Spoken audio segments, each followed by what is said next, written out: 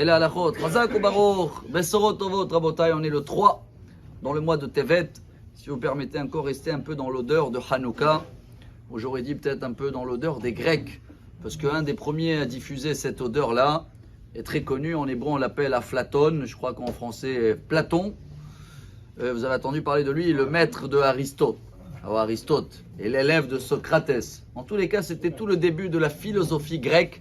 On remonte à 2400 ans en arrière, mais ce n'est pas son histoire qui m'intéresse aujourd'hui. C'est qu'il était dans la même génération du prophète Irmiyahu, Jérémie. Et une histoire très connue qui est amenée dans le livre du Rama, Rabbi Moshe Isserlich, il y a 400 et quelques années. Il ramène le débat entre les deux. Une fois, il était venu à Jérusalem, apparemment, ce Platon, et il a vu Jérémie en train de pleurer sur les pierres et le kotel et les morceaux de bois qui restaient du temple qui a été détruit.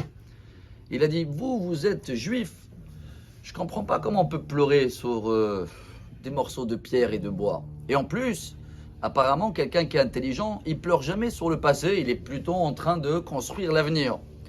Voilà les messages et la réponse du prophète Jérémie.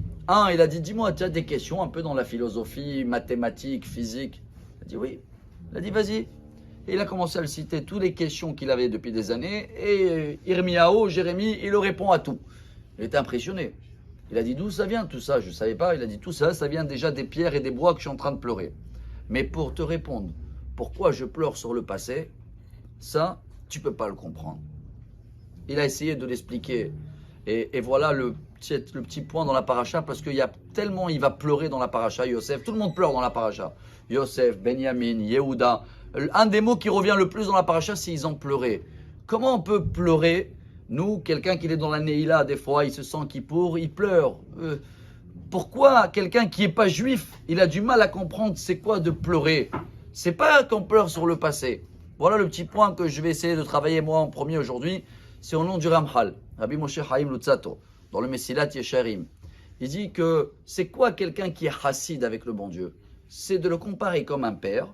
Et vous savez qu'un père, quand il dit quelque chose à son fils, même s'il dit le début de la phrase, si le fils il comprend tout seul qu'est-ce que le père il veut, et il va faire en triple ce que le père il veut, ça s'appelle une amour incroyable.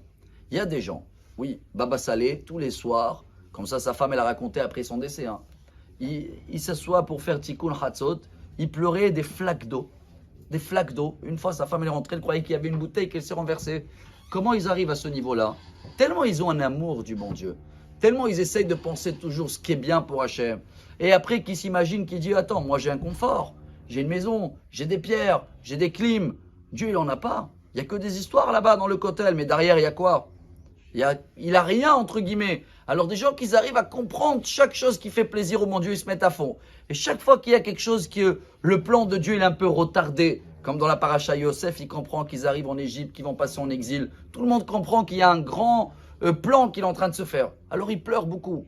Voilà, j'espère que ce message-là va nous faire toujours sourire à la vie. Plus on va comprendre ce qui se passe dans le monde, que c'est pas encore clair, et on attend la dernière bougie de Mashiach. Alors, Bezrat Hashem, que Hashem va nous donner que des raisons d'être joyeux, heureux et Besorot Tovot. Amar Rabbi Elazar.